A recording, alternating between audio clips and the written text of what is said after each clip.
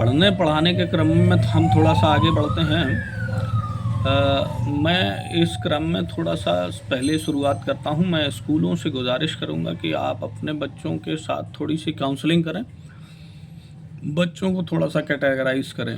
जैसा आजकल स्कूलों में देखा गया है कि संख्या के आधार पर उन्होंने कहा इतनी संख्या हो गई और इतनी संख्या पहले ए सेक्शन में डाल दो, इतनी बी सेक्शन नहीं।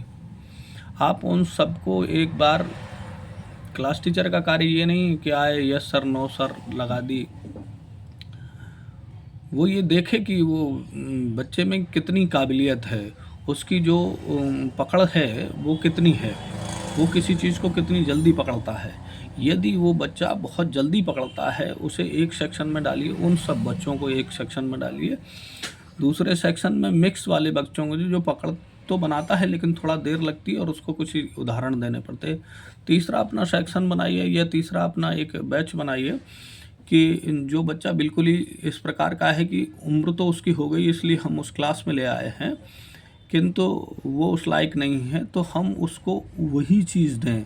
अपने टीचरों को भी हम इस प्रकार से कह कर के भेजें, व्यवस्था इस प्रकार की बनाएं कि जब वो टीचर जाए तो वहाँ लेक्चरार ना बने।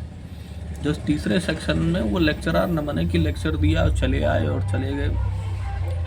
आजकल ज़्यादातर लोग लेक्चरार हो गए हैं, क्योंकि मैंने ये देखा है कि जब लोग मुझसे पूछते हैं कि साहब पढ़ाना, तो प्राइमरी में पहले नहीं पढ़ाना चाहते, जबकि क्रम यही है कि पहले प्राइमरी में पढ़वाइए उनसे, फिर बाद में जूनियर में पढ़वाइए, फिर बाद में उसे इंटर कॉलेज में ले जाइए, क्योंकि वो तीनों के क्रम को समझे कि बच्चा पकड़ता कैसे है। प्राइमरी में पढ़ाना आसान नहीं है।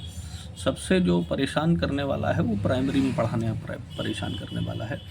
तो बच्चों को आप थोड़ा सा कैटेगराइज करें कि ये बच्चा क्या चाहता है। कुछ जीवंत उदाहरणों को भी लेकर के आएँ अपने उसमें, उनको लिख के लाएँ, उनको समझें। जिस टॉपिक पे आज आने वाले हैं वो टॉपिक आपके घर से आप तैयार करें। बच्चा होमवर्क नहीं करेगा, टीचर को होमवर्क करना है, लेकिन टीचर इस समय होमवर्क नहीं करते। बच्चे को होमवर्क बहुत सारा दे आते हैं, अपना होमवर्क नहीं करते, घर में आते हैं और अपने उसी कार्यक्रम में लग जाते हैं। उसमें भी समस्या है। अब आप ये कहेंगे कि साहब टीचर 5 या 10 हज़ार की जो नौकरी करता है वो घर में कैसे वो करेगा। जो 70 हज़ार की नौकरी करता है वो कर नहीं पा रहा है।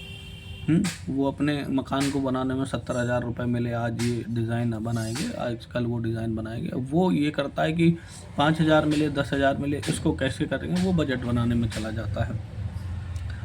अब ये सरकार को भी देखना है और उनको भी देखना है। तहसील स्तर से जो लोग हैं वो अपने स्कूलों को बेहतर बनाने के लिए बेहतर पढ़ाई पे विशेष ध्यान दें, कि उनको ये मालूम होना चाहिए कि हम इनको अच्छा ज्ञान दें। ज्ञान बहुत ज़रूरी है। किताब से थोड़ा सा हट कर के चलें आप लोग। मतलब हफ्ते में आप टाइम टेबल भी बनाने का मैं अगले उसमें दूंगा कि टाइम टेबल बनाने का किस तरह का प्रक्रिया है।